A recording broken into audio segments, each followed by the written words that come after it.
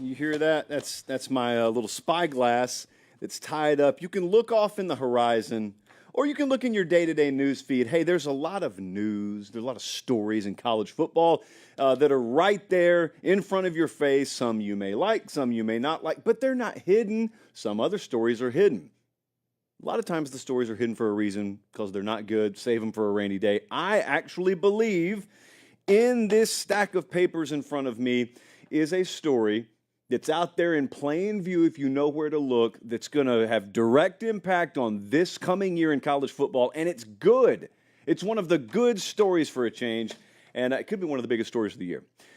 I don't want to necessarily overhype things and underdeliver here, but I think it's a really big story. We're going to talk about it tonight. We're jam-packed high atop a soggy downtown Nashville, Tennessee, still in the old makeshift studio as the brand spanking, sparkling new studio gets built right down the hallway, actually. Looking forward to that. In the meantime, I've got to talk to you about the most upgraded defensive coaching staffs in the country. I'm going to do offense, I think, Sunday night. We'll be down in Fort Lauderdale Sunday night, but I'm going to do that. I am just fascinated by this whole thing because it's going to heavily impact the 2024 races in every conference, and I don't think that enough time is spent talking about that in spring. So we are going to do something about it.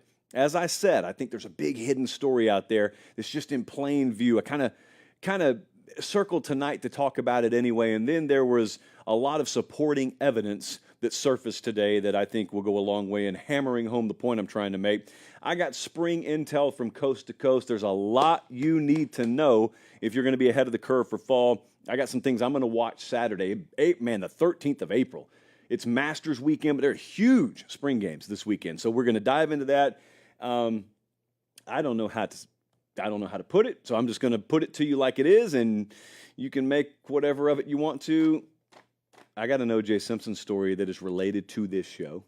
It's not going to take up a lot of time tonight, but I'll share it a little bit later. They're watching us in Pioneer, Ohio, Leeds, Alabama, Reno, Nevada, Long Beach, Mississippi, and Pass Christian, which is just down the coast a little ways. I would implore you to make sure you're following on the socials, @LateKickJosh.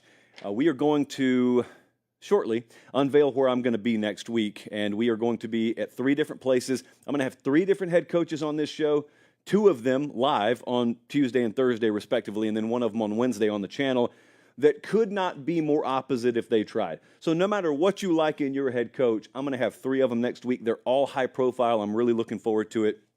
We're hammering down some times right now, but that's going to be good. There is no shortage of content here, at least at Pate State in the off season. Because, well, we believe vacation is a sin, so we don't take them, except for Jesse, and he has a good reason this spring. Let's dive into what I think is a really big story. Okay, pen drop, because as I've self-scouted the show, I think I hold a pen too much for someone who never writes while he's on air. So, Colin, here's your endpoint. I think I may have stumbled upon one of the biggest stories, totally hidden, that will impact 2024 in college football. So every so often, especially this time of year, you get a bunch of folks that latch onto the same things. It could be like NIL. It could be conference realignment. We talk a lot about that on this show, and because it's pertinent. I'm not apologizing for that, but a lot of times that just leads to you and your buddies sitting around saying, well, there's another reason why I think this year is going to suck, but we're not interested in that tonight, nor are we ever. I'm interested in reasons to make you believe that this coming season is going to be incredible. Now, I could list a mile-long scroll of the usual reasons, namely, it's college football. It's the greatest sport on earth, and as I always say, if it's NC State versus Clemson, and it's late third quarter, and it's tied 20-20, and it's 4th and goal on the 2-yard line, you don't really care as the play clock winds down about all this other stuff that many claim make the sport suck. Because those moments still feel the same. That's college football. You slice it open at its core, that right there is college football, nothing else like it. However, above and beyond that, I think we have a story that's unfolding right before our eyes that could be the hidden story in 2024 and maybe beyond, but at least 2024 in college football. And it sounds a little something like this. You're going to have your odds out there. We're going to have FanDuel showing you national championship odds. Yeah, Georgia's going to be way up there. Texas, Bama, like those teams that are usually up there. Ohio State, they're going to be up there again. And that can sometimes lead you to think, oh, there's a gap. Oh, man, competitive imbalance yet again. What if I suggested to you the hidden story of 2024 in college football is that there will be more and deeper pools of NFL talent playing college football this fall than at any point, at least in the last decade, maybe ever. I'm going to walk you through the thinking here. So how could this be? How could there just be more talent in college football this year than there ever has been before? Why wouldn't these dudes, if they're so talented, be in the NFL? Two things that individually seem to suck at times, but could be contributing to maybe a big-time season this fall. One, the COVID year and the extra eligibility a lot of guys had that have backloaded what otherwise would have been a shortened college career. And number two, NIL. So one was just flat out bad. COVID, we didn't get much good from that in sports or otherwise, but what we have gotten is we've gotten, because of COVID, added on years on the back ends of guys' careers. And also we had this weird kind of nebulous evaluation and recruiting gulf where you couldn't really go out and visit guys, and some guys got rated too high, other guys got rated too low, and their college careers have sort of been in fluctuation as a result, and it's calibrating itself on the back end. And what you've got is you've got a lot of guys who were really talented and in another generation would have already been off to the NFL that are still in the NFL. They're not just on the big-time rosters either. I'm going to give you the illustration to prove that in a second. But the second thing is NIL has kept a lot of guys in college. There's just no way around that. Even if you don't like overall the structure of what NIL's done to college football or college sports, the one benefit, at least, that I could sell you on is there are more NFL-capable players, not top 10 picks, mind you, but, Carson Beck's a perfect example. That dude would not be playing college football for Georgia this fall if it were 10 years ago. But he is now, because NIL was enough to keep a guy who would have been fringe first round or second round in Athens to go full speed this fall and be paid to do it, and hopefully in the aggregate up his draft stock to top 15. So the first fear that some of you may have when you listen to this is you may say, yeah, Josh, okay, you sold me that there are more NFL caliber guys that are staying in college, but what does it really mean to me if Georgia keeps a guy? Georgia was already going to be elite. What does it really mean to me if the Michigans and Ohio States of the world keep a few more NFL caliber guys? That just separates them from the pack even more. Well, that's where I want to direct you to Senior Bowl director Jim Nagy, friend of the program, Jim Nagy. He put out some really, really good and interesting feedback on Twitter earlier today. I'm not going to read the whole thing. It is on the screen if you want to read it, and I would suggest hitting pause. But basically what he started to walk you through was the advanced evaluation process. I'm going to read some of it here. So he basically explains what normal is. He says, normally, when we're trying to get a jump from the NFL scouting and Senior Bowl scouting perspective, and we all know the draft starts in Mobile, hashtag Senior Bowl, he said, when we're trying to do advanced scouting, even for powerhouse programs like Alabama, normally we're looking at 15 to 18 NFL caliber prospects. He said, he listed them. He's got 1, 2, 3, 4, 5, 6, 7, 8, 9, 10. They've got 11 schools that he just threw out there today where they're grading as 23 or more NFL draft caliber prospects. And listen to this list. It's a paper popper of a list because it's not a relative who's who of playoff contenders. Louisville, 32 prospects out there. The Jim Nagy and company are saying, yeah, those could be NFL players this time next year. Rutgers, Oregon, Indiana, UCLA, Wisconsin, Penn State's their SMU as they jump to the ACC, Florida State in the ACC for now, Cincinnati, Colorado. How interesting is that? So it's not just the big boys. And if you want to talk about competitive balance, I'm not necessarily telling you, hey, Rutgers could make a surprise run and win the Big Ten this year. I am telling you if they got that many future pros on their roster, the college football public at large is not aware of it.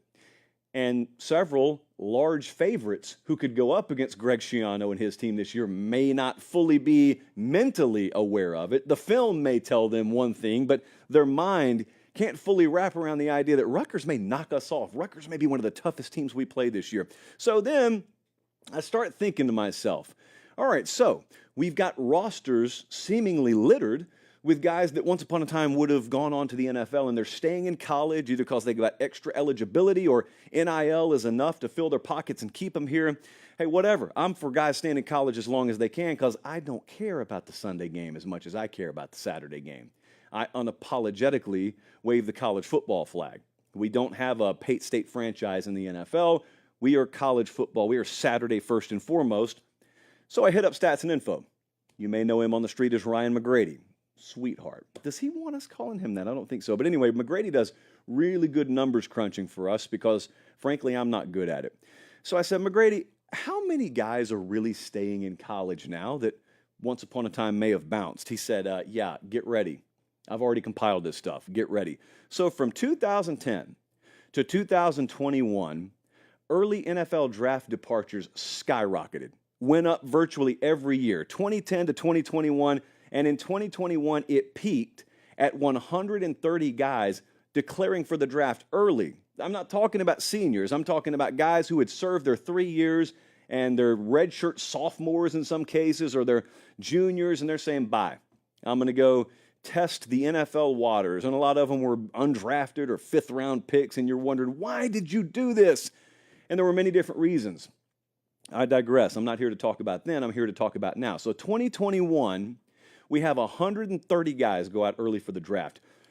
Just 3 short years later, we have 58 thus far who have declared early for the draft. That's the lowest number since 2011. So if you want to demonize NIL, fine. You can have your opinion on it. I'm very mixed on it as well. But there is one just inarguable fact now, and that is NIL is making guys who otherwise would have gone to the NFL early, maybe in poor decision-making mode, stay in college a little bit longer. And I am telling you, I don't know where, I don't know when, but if we have some volcanic Saturdays this fall, this may be in large degree the culprit. So, NIL, not the total and complete boogeyman that it's been presented to be after all. May I suggest to you, at least, that it may not be.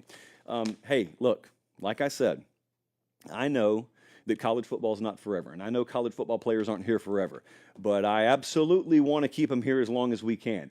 And if that's the mechanism that has to be in play to keep them here, so be it. So be it. There was some news today. OJ Simpson passed away today at the age of late 70s from cancer. Don't really care. Not here to opine on that. But I did have my memory jogged when I saw the headline today. And Colin, I know you may remember this. Jesse, I don't even think you were here yet. There are a few people in the building, though, and in the organization who would remember this. So I got here in 2020, and then COVID happened, and then everyone starts working from home, and we don't know if we're going to have a college football season, or the Masters, for instance, got played in November that year. College game day was at the Masters that year. All this is real, kids. It really happened. It's not just some movie you saw, some dream you had. Well, just to hammer home how surreal 2020 was, we started having guests on Late Kick. We started having guys like Matthew McConaughey, who otherwise we probably wouldn't have a spot on the show for. All due respect to Matthew McConaughey, is just not part of our normal rotation. And so that got noticed, and we started to, get some pats on the back for it, and some really good coaches we had. We had on Urban Meyer, had on a lot of coaches, and we were a brand new show. We didn't necessarily have the reputation on the streets that we do now. And so one day, we get a DM. And it is a Heisman Trophy winner, and it's an NFL Hall of Famer, and it's a longtime broadcaster. Did a really, really jam-up job in the booth. Hertz commercials, Naked Gun movies, etc. He wants to come on the show. His name is OJ Simpson. What in the world are we supposed to do? So we look around and we say, kind of like amongst ourselves, we're not going to do this, right? Certainly we're not going to do this. And we deliberated. I'm not going to lie to you. We deliberated for like 4 or 5 minutes. There were far more cons than pros, no pun intended. There were far more cons than pros. We ended up opting against it, but there was a period, I've never shared this publicly, there was a period where O.J. Simpson in 2020 was, hey, let me in. He wanted to attend Pate State, at least for about 20 or 30 minutes. And background check didn't work out for him, so we had to decline him. But that really happened. And come to find out, we weren't the only ones that he was hitting up. So I shared that story with a few people today, and they said, oh, well, let me tell you my OJ story.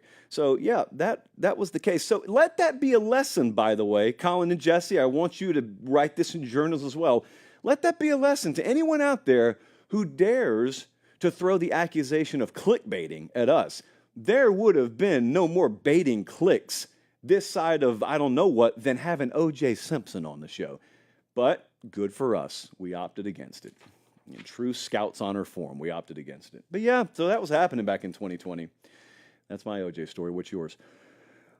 Who are the most improved coaching staffs in college football? A lot of players get talked about. A lot of new hires get talked about this time of year. But let's talk about totality. I want to look at defense tonight. Who upgraded their defensive coaching staffs better than anyone else in the country? This is not top 4 best staffs. I'm talking upgrade. LSU, unequivocally, is the most upgraded defensive staff in college football this year. I know I don't believe in it's not close, but in this case, I got to make an exception. LSU is the most upgraded defensive staff in the country, and I don't think it's close. We got them at nearly a 25% internal upgrade, just in our own numbers that we like to run here. Blake Baker is going to be the headline grabber. That's the defensive coordinator that they took from Missouri. But also they brought in Kevin Peoples from Missouri. And as you know, I've shared with you many times, I'll share with you once more, we've got our own way that we grade this stuff. And we think that's the best defensive guy they brought in. That's no knock on Baker. I'm just saying, like, pound for pound at the position they're going to be at, they didn't upgrade anywhere more than we think they upgraded by bringing in Kevin Peoples. However, they also brought in Bo Davis. So everywhere that you think and I think and everyone knows that LSU fell short last year, it was usually on defense. And I don't know, because those guys won't play a down this year, I don't know how much better they'll look defensively this year. I would bet every dollar I have in my pocket, and I got sweatpants on, I got nothing, but figuratively, I'd bet everything I got in my pocket that they will be mildly to moderately improved defensively this year just because they got better coaches there. And I know good and well they got better personnel than what they showed last year. Also, this one's going to sound a little weird, but follow me. Nebraska, I think, is one of the most upgraded defensive staffs in the country, and they didn't make any moves. So you may think to yourself, how are they upgraded if they didn't make any moves? Well, the way we work it, like the way I think any accurate and reputable grading system should work is you should be reassignating or assignating value from year to year. And so if you don't have a good grade and then you roll off 3 really productive years, your grade should improve every year. Well, we do that with coaches. We do it with units, but we do it with individual coaches. So Matt Rule has his same staff in place, and we thought they were one of the most underrated defensive staffs in the country last year.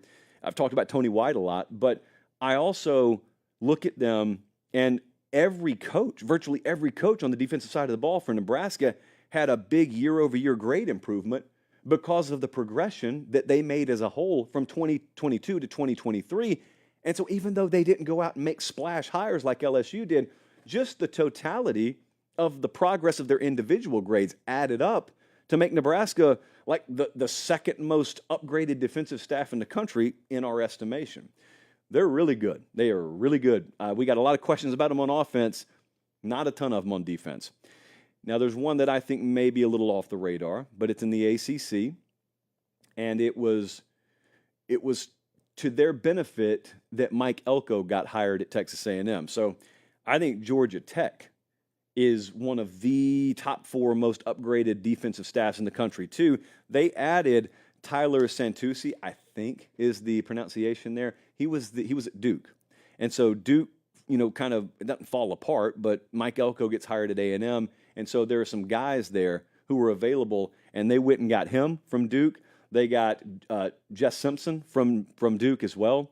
And so Duke was, I believe, Jesse, the number 1 defense in the ACC last year. So all they did was look over there and say, okay, well, if those guys are going to be available, they're better than what we got. Boom, boom, we add them. They added Kyle Pope, who previously had been at Memphis, and we think they significantly upgraded. And I'll tell you who else upgraded that's going to be off your radar, at least for defense, Tulane, by bringing in Summerall as head coach. massively upgraded the defensive side. He brought a lot of his staff with him down there to Tulane as well.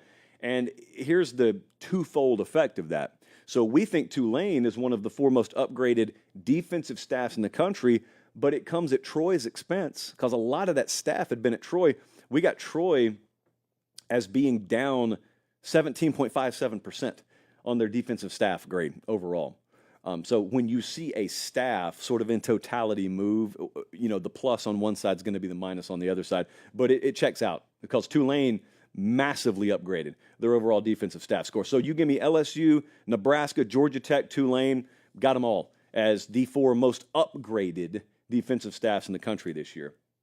Speaking of upgrades, I've had question after question after question.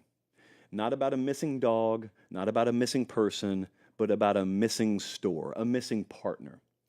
And I'm happy to announce that we have found, nay, rescued that partner, and we have brought them back with us tonight. And their name is Academy Sports and Outdoors. I referenced this subtly on the Late Kick Extra podcast the other day because I think thousands of you at this point have noticed, where did Academy go? They didn't go anywhere.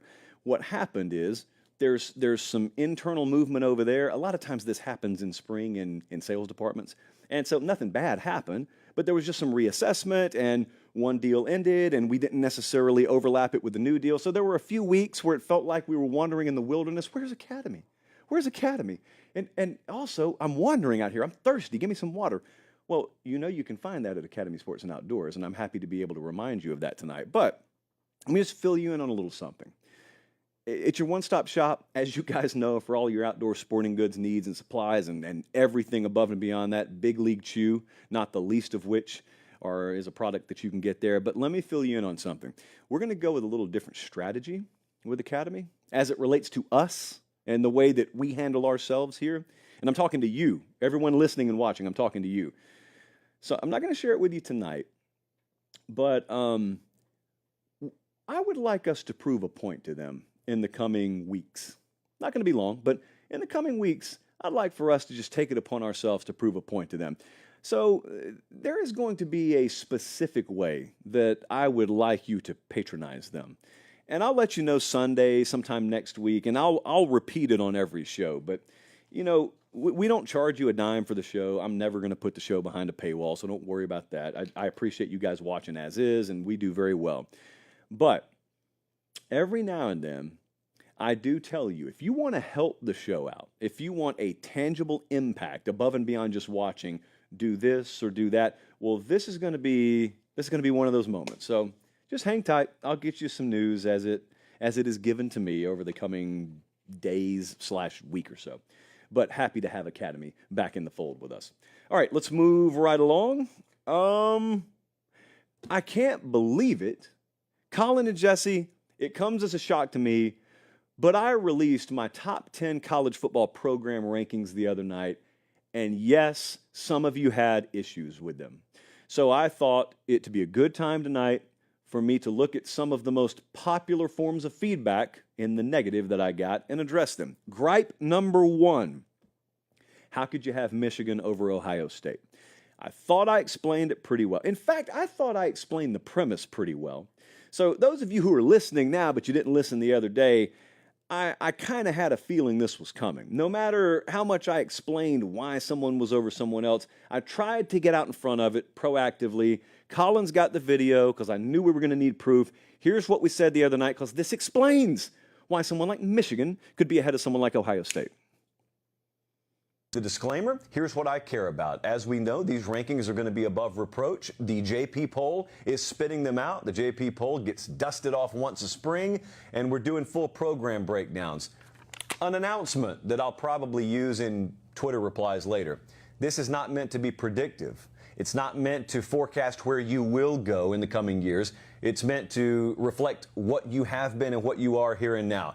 I value, when defining a program, a 3 to 4 year rolling blend of on-field results, how much have you won, talent acquisition, how good are you recruiting and portaling, how good are you developing that talent, the resource pool you have at your disposal, and overall synergy or togetherness of your program and to a larger degree, your athletic department. That's how we define programs. And a side note, with Academy back in the fold, let's also congratulate ourselves on Director Colin finding the prop mic, so I don't have to wear that ridiculous lav mic anymore. So that was it. That was it, basically. It's the long and short of it is, when you've been beaten by your rival on the field 3 consecutive years, I don't necessarily care that they haven't recruited on par with you, because the players they've gotten, they've developed into a team that beats you. There was not a huge gap between Ohio State and Michigan. And actually, a month ago, I had Ohio State ahead of Michigan. I told you on air, I think I'm going to flip-flop on this, because I think we really need to value the on-field piece. A lot of people said, well, they're not even going to be a top 10 team this year. Doesn't matter. It's not predictive. Somebody, in fact, many of somebody said, the only reason that they got where they got last year was because they cheated. Then feel free to investigate them, and feel free to drop the NCAA hammer on them. And when you do, I'll reassess. I've told you my stance on that. I'm not the judge and jury on this, so I'm not proactively going to get out in front of things and knock them down 5 pegs because what I think may or may have happened. And also, I don't think that is what won them a national championship last year. That's my opinion. I don't have any more proof than you do. Gripe number 2 in a long, long list was, how could you have LSU over FSU? Now, this one I think has some validity. So a lot of people took issue with me having LSU 1 spot above FSU, because I told you what I value here is the last 3 or 4 years. I want to know, what have you done on the field? How good have you acquired talent? How much synergy do you have? How good of resources do you have? And FSU fans were really quick to come back and say, we played them the last 2 years and beat them. There's your on-field.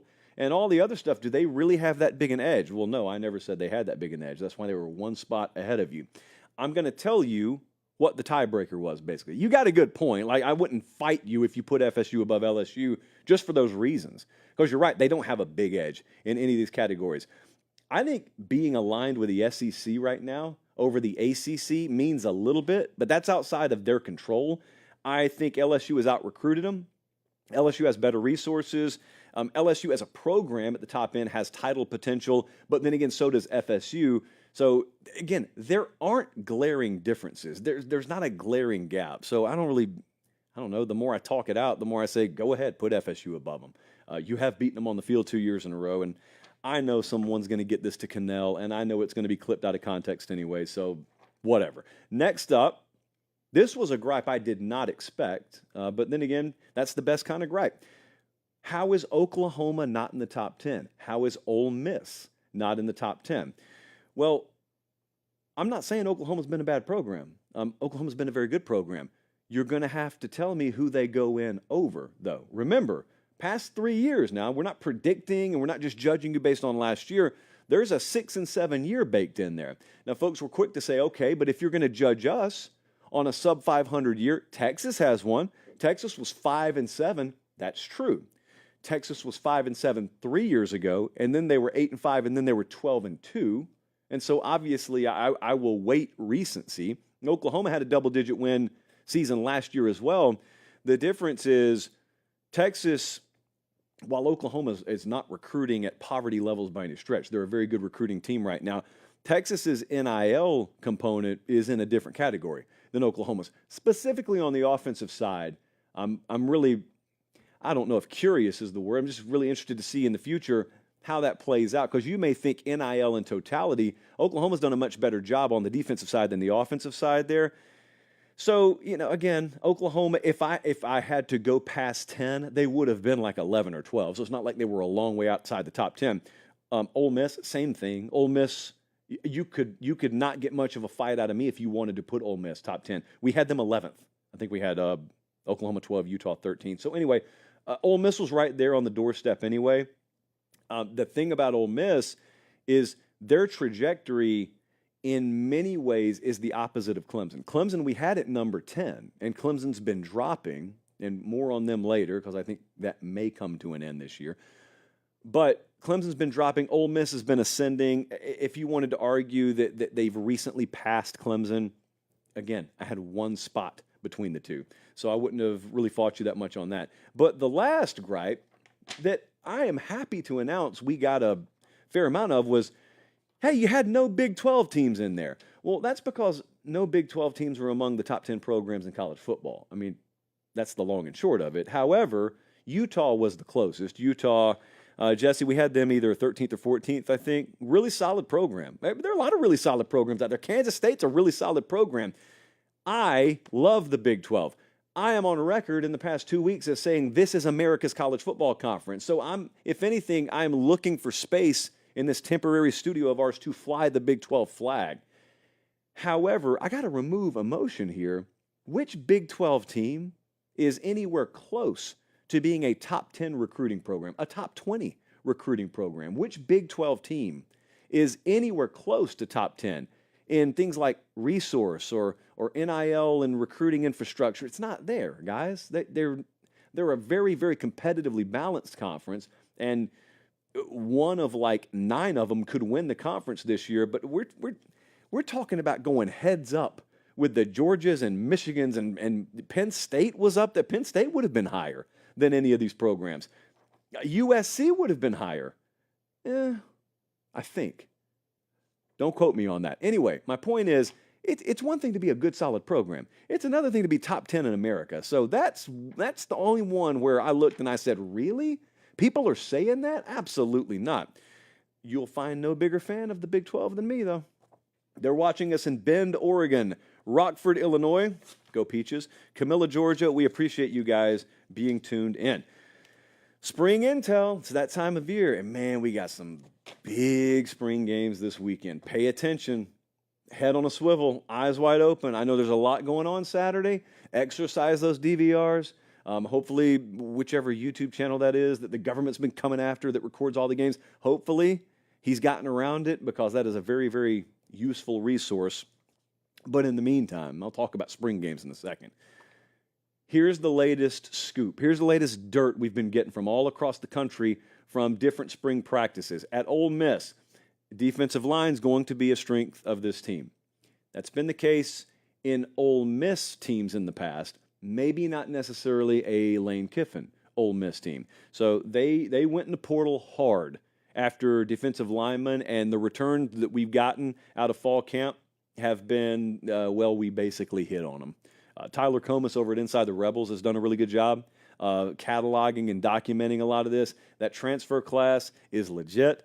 Suntarine Perkins, by the way, who is a big-time linebacker prospect, former 5-star kid out of the state of Mississippi, he's working at edge. Like, they're transitioning him to an edge type, and they're putting weight on him, and Perkins is a freak of nature athletically, so I have no doubt he'll be able to pull it off. Their over-under's 9.5 wins. Don't be surprised if it's defense, at least early in the season, that makes you go, oh, wow, what? Ole Miss? Dominant defensive front? Yeah, it could happen. Oh, and by the way, receiver room's going to be one of the best in the country. I know that Jackson Dart hasn't been doing a whole lot with the team. He'll be hopefully 100% for the fall. Ole Miss is one of the best teams in the country this year. I don't even think we need to whisper that. I think most people know that. Sometimes sometimes there are teams where this false hype bubble builds. I don't think it's false with Ole Miss. At Miami, look, I've kept my mouth shut on this. I was down at Miami a couple of weeks ago, and I watched practice, and I watched Cam Ward. Cam Ward is very good. And now a lot of other people down there are talking about it as well. He has probably been everything they hoped he would be, and then some.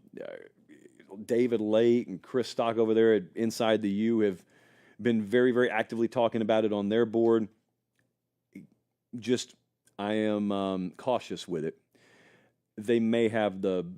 They'll have one of the best quarterbacks in the ACC. Look, I was impressed. I'm just telling you, I saw some stuff that y'all hadn't seen. I was impressed with it. Elijah Arroyo at tight end this time last year, I was telling you, was one of our sleeper players nationally, and he's a tight end at Miami. Not long after I said that, he hurt himself and didn't really do a whole lot last year.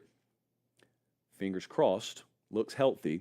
And from what I saw the other day when I was down there, I would agree with that sentiment, and if he is, then he will be a breakout player for him. Restrepo looked really good. Tell you what Restrepo can do.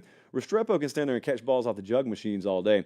The most impressive thing he does is return the ball behind his back with a lot of velocity on it, perfect spiral.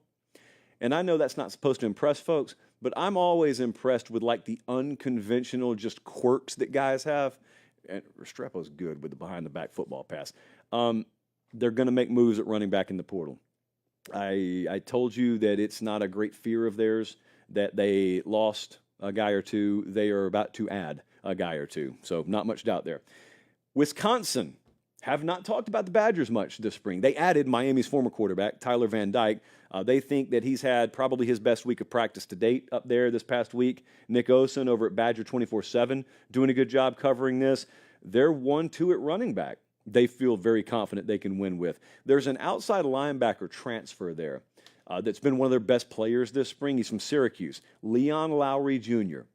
If you want to pencil that name down up there in Big Ten circles, pencil that name down. They're going to have to rely on a lot of young guys, just trying to overhaul systems offensively. They were what they were last year. So they're going to be some young guys, kind of like Auburn with Hugh Freeze the other day. We talked to him on the show. They may have to play more young guys than they're comfortable with. That's just the way it is. They're going to have to do that. Kansas, what's the deal at quarterback? So Jalen Daniels, we didn't expect him to be 100% from the back injury in spring. He's not. They hope that they'll be able to get him back for the fall. Now, if they do, that's a game changer. They lost an all Big 12 left tackle. Just lost him to like he's gone. He's not hurt. He's gone. He's not on the team anymore. There was a guy by the name of Logan Brown this time last year. He's a former 5-star offensive tackle, and he had come in there, and we were actually doing this segment, and I told you, hey, a lot of folks are going to hype him up. He's really highly rated. He is not good enough. Not going to be playing this year. And he really didn't. He looks to be ready now, and he better be ready because he projects as their starting left tackle, I believe, is how it's going to shake out up there. So 1 year can mean a lot. Michael Swain over at fog.net doing a good job covering Kansas. And at Virginia, because we probably won't talk about them again, they have severe injury concerns on the offensive line. They have 4 starters just out right now on the offensive line. 4 starting offensive linemen are out recovering from surgery. And then they lost Drake Metcalf to a torn Achilles, and he's done. So that's 5 that are either, well, in one case gone, or in the other 4 cases rehabbing and haven't figured out who the starting quarterback is up there.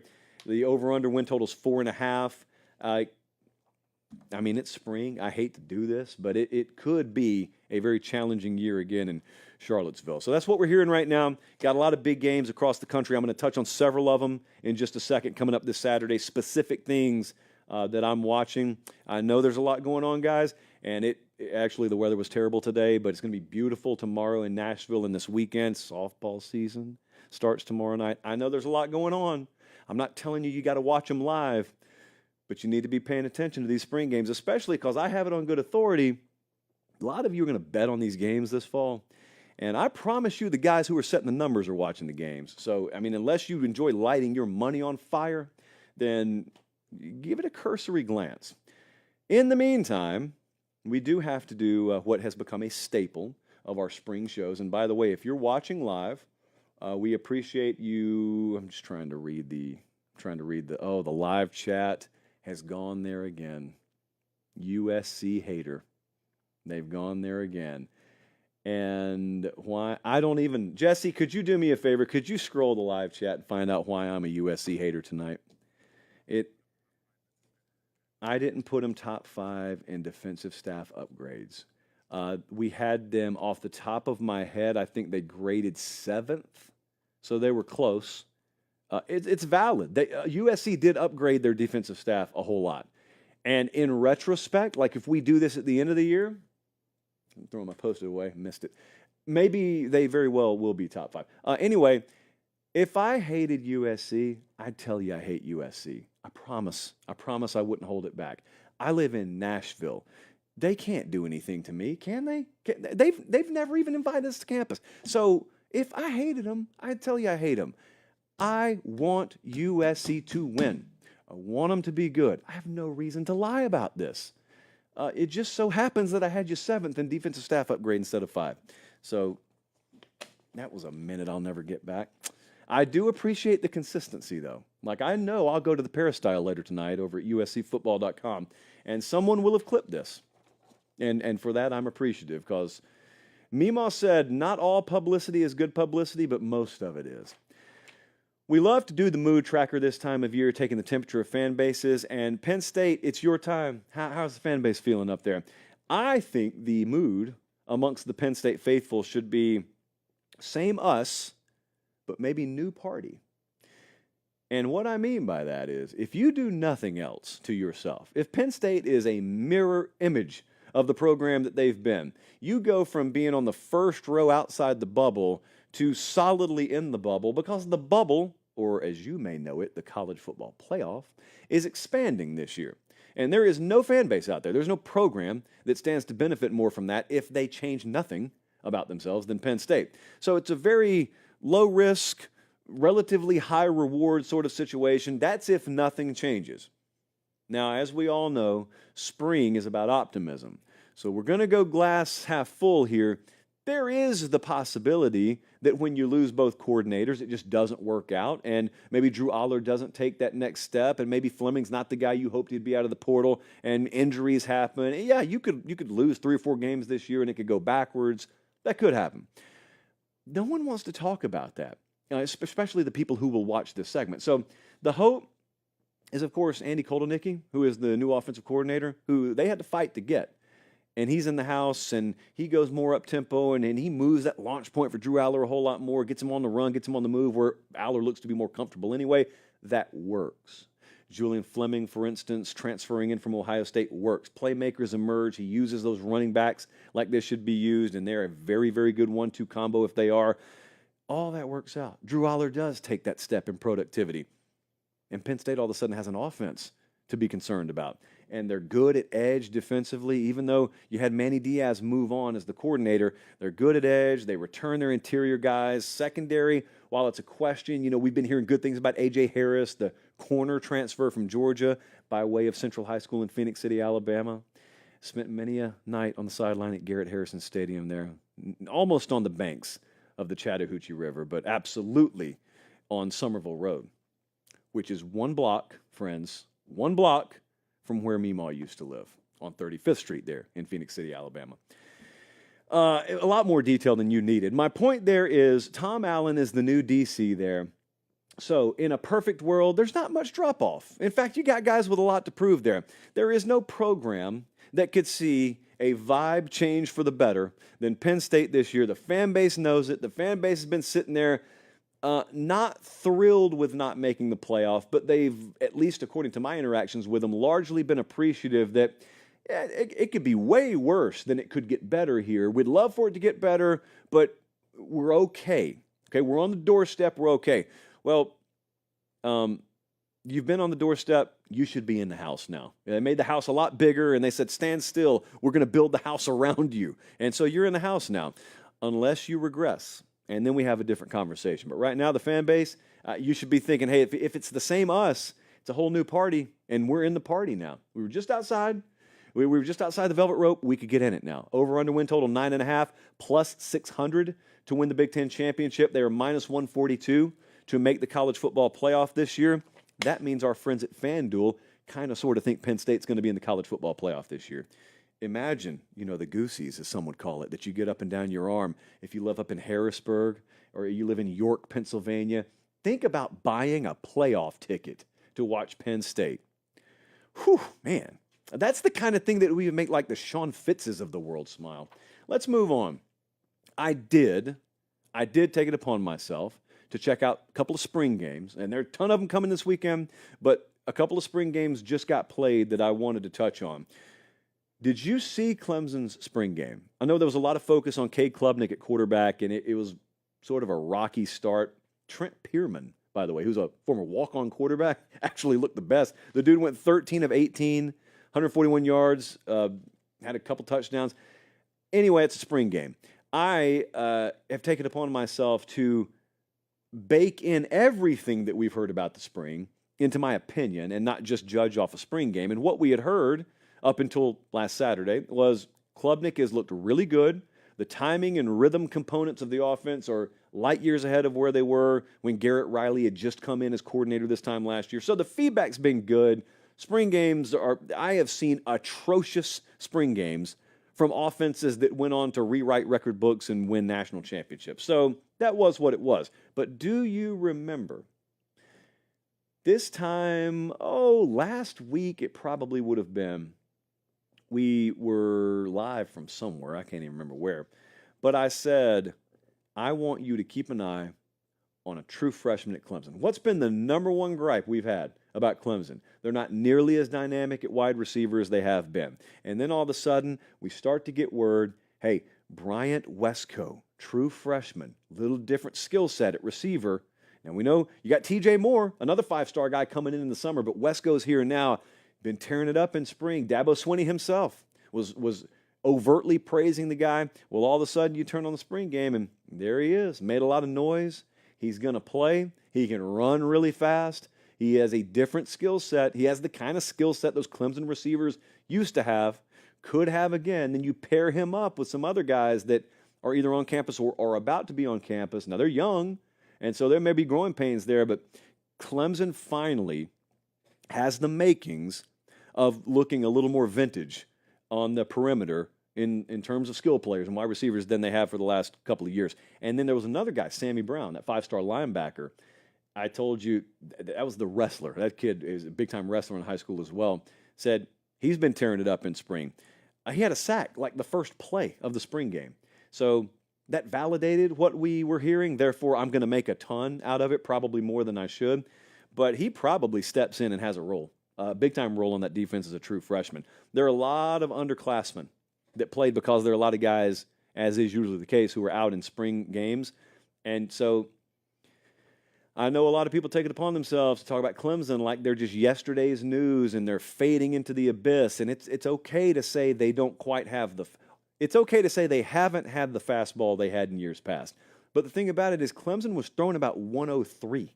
So if they're humming it in their 96 and can still hit their spots, still a really good team. Also, they could have just refound the fastball for all we know. And I think that more so than anything else, aside from those two young guys, I noticed the depth because a lot of underclassmen play in spring games, and I looked at it and said, yeah, that still looks like Clemson. Like that looks like a really good football team. Friends, that should be a college football playoff team this year. The Clemson Tigers should absolutely be a college football playoff team this year. You'll know a lot about them in week 1. Because they open versus Georgia in Atlanta. And then first week of October, they go to Florida State. Last year, they were 3-2 by the time September ended, I think. So early on, we'll find out a lot about them this year.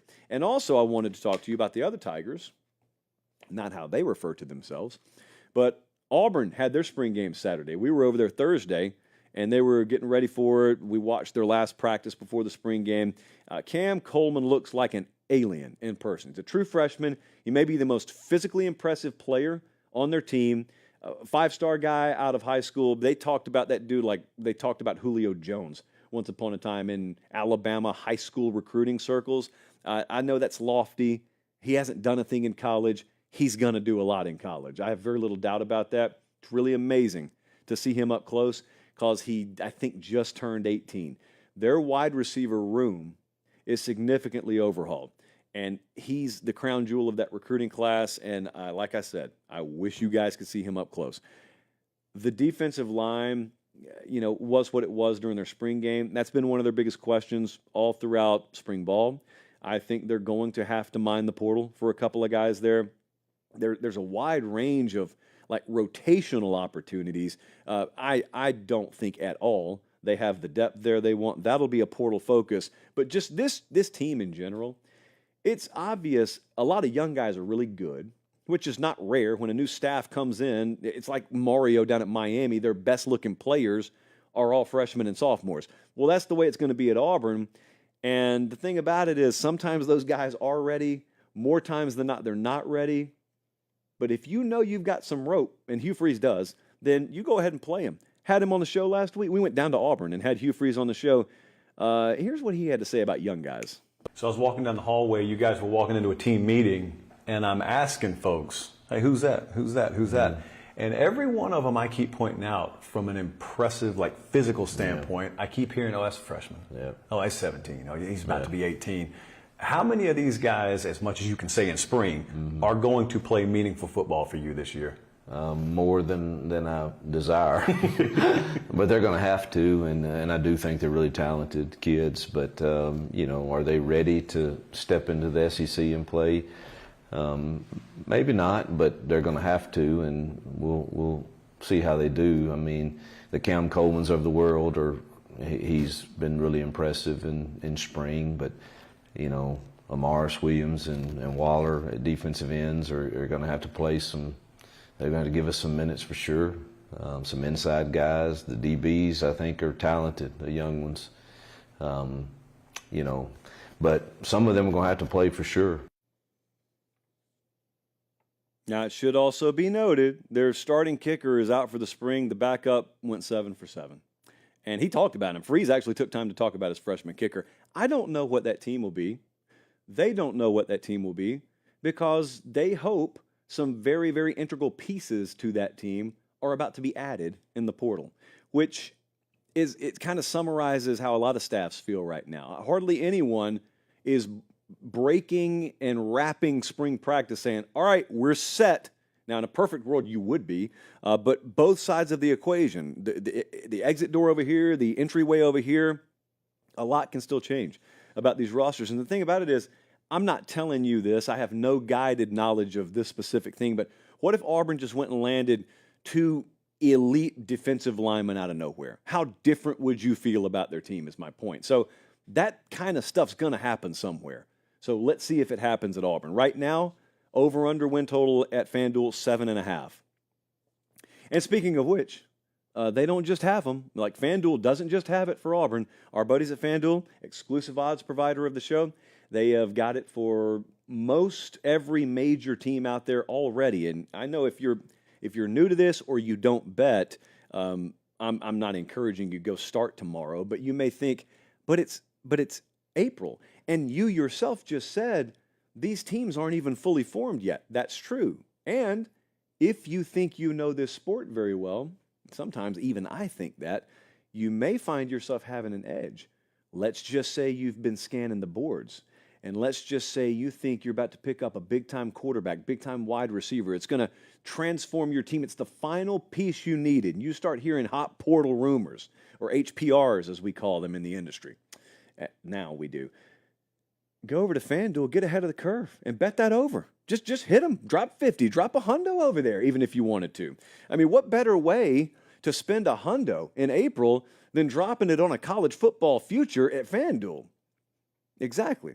And, food, shelter, clothing, blah, blah, blah. No, hit the A&M over. Why waste time on all that when you could have infinitely more of that if you hit your over? You just have to defer it to January. We appreciate those guys. We got a lot in the works with FanDuel. As I've told you before, that will service you if you bet this stuff, but will service you if you have no interest in betting, because a lot of it's just going to be information and resources that we can use on the show to better explain what's going on in the sport of college football. Okay, without further ado, or further to do, either works for me. Big spring games this Saturday. I'm going to tell you where my focus is going to be. Firstly, Colin, actually, I'm gonna do you a favor because I saw what happened there. If you're listening on podcast, just roll with me. If you're watching live, just roll with it. I'm going to restart that, and we're going to pretend the last 15 seconds never happened. Watch this. Boom. Big spring games are set to happen this Saturday. I am going to have my focus a lot of different places. One of them, Columbus, Ohio. So Will Howard transferred in there from Kansas State, right? The quarterback. And I think most people who cover Ohio State, fans of Ohio State, those of us who observe the program, we've pretty well penciled in Will Howard's name as starting quarterback. Well, don't do that. Don't do that so fast. Because Julian Sayin transferred up there from Alabama, and the thing about him is he's really good. He's a true freshman, but he's really good. And I still would make Will Howard the betting favorite to be the starting quarterback at Ohio State. And I know it's great for Ryan Day and his staff to have, I think this is more than illusion, but to at least have the illusion of quarterback competition because it lessens the chance that anyone transfers. Yeah, I get all that. I think Sayan could legitimately make a run at being their starting quarterback at some point this year. So will we learn everything we need to this Saturday? No, but it'll be the first time that we've seen either one of them taking snaps up there, and crazier things have happened. That's all I'm saying. So I'm watching that.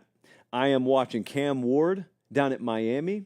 I don't know how much they're going to allow him to show of himself, but suffice it to say, like I told you, when I was down there last week, a couple of weeks ago, you watch them, you watch Shannon Dawson with that guy plugged into his offense, and then you juxtapose it to the year before. They had Van Dyke down there. There are just flat out a lot of things they could do now that they couldn't do last year. And I know that you probably can't get a sense of this from reading practice reports, but I promise you I can from being down there. That's his team. No doubt about it. That dude walked in, and it's his team. It's his offense. Everybody's looking towards him. Doesn't matter that he's only been there a brief time. They all get it. Very quickly, everyone got it. So I'm excited to watch him. Bama's got their spring game Saturday. And to be honest with you, I got obviously as much interest as everyone else in seeing how Jalen Milroe looks. I just want to see the quarterback stable. Milroe is presumed to be the starter, but Ty Simpson, we've heard a lot of good things about. Austin Mack, I had a head coach tell me recently who was desperate for quarterbacks in the portal this past cycle. Austin Mack's the one we wanted over everyone. And Austin Mack was with that coaching staff at Washington. And then when Kalen DeBoer and his staff came to Alabama, they brought Austin Mack with him. Austin Mack is he's 6'6", 226.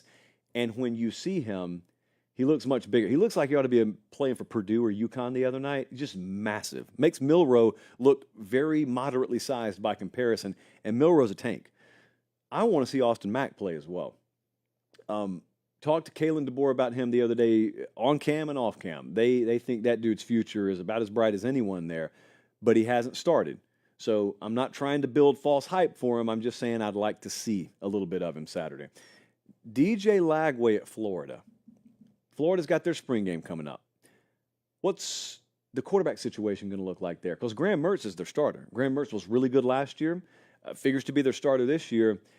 You remember when Texas had that logjam out there, and they had Quinn Ewers, and they had Arch, and they had Malik Murphy, and then Malik Murphy just popped off in the spring game. And then the talk was, oh, man, I bet everyone's coming after him. And they did. Murphy stayed at Texas for the time being, but he had a ton of offers. Lagway's really good. I don't know how good he's been this spring, but in general, Lagway's really good. He is universally viewed as the future of the program. What does he look like Saturday? Does he have a couple of those wow moments? Because you know good and well there are other folks out there besides invested Florida fans watching the Florida spring game, and if they like what they see, it could only re-energize them to, try and back channel their way back into a recruitment that's not supposed to exist but could exist. So I'm interested to see him play down there and how Florida sort of structures that spring game. These are headaches you have to deal with. As a coaching staff, it's just stuff you have on your plate now that didn't used to exist that way. At Penn State, I'm told the weather's been great all week. In classic Penn State fashion, the weather could be terrible Saturday. So I am hoping that forecast doesn't validate, because I would love to see this new offense as much as James Franklin will let us see. I'd love to see it. I'd love to see a little bit more tempo. I'd love to see him push the ball down the field. I'd love to see Drew Aller move the launch point and run to the left and run to the right. And I'd love to see all these things. Will we get to see it? I don't know. Mechanics-wise, how much better does Aller look last year to this year? Because a lot of those things were issues, and so I don't know, again, what we're going to be able to watch. But if we get a relatively clean game, maybe we learn a little bit. And lastly, at Kentucky, Brock Vandegrift's up there now, and he's with a new offensive coordinator as well, because they brought in Bush Hamdan, who was at Boise State, and that's another place that just they look around and say, we need to run more plays. We're not giving ourselves best chance to win. We don't run enough plays. Very rarely do you see defenses in conflict, and we want to change that. So not only did they bring Vandegrift in from Georgia, but they think they've got what it takes to be a more tempo-based offense. It's all they focused on in spring. Again, That's not a guarantee they show a lot of that Saturday. But just Vandegrift being the starting quarterback for someone, that alone's enough to make me watch. LSU's got one Saturday, Tennessee, Ole Miss, Utah, Virginia Tech, Arkansas. I mean, Bobby Petrino's calling plays in Fayetteville, Arkansas Saturday, guys. Like, what else do you want? So it's going to be a very, very busy weekend for us all. How do you not love sports? What else would you do this weekend? Ugh, couldn't be me. Couldn't be us. Appreciate you guys so much for watching. Make sure you're subscribed to the YouTube channel. And make sure you're subscribed to the podcast. And that's all we need you to do. Follow me on the socials if you must, at Late Kick Josh. For producer Jesse, for director Colin, Bradley, the associate, doing some good work today, I'm Josh Pate. Take care. Have a great start to your weekend, a loaded weekend, and God bless.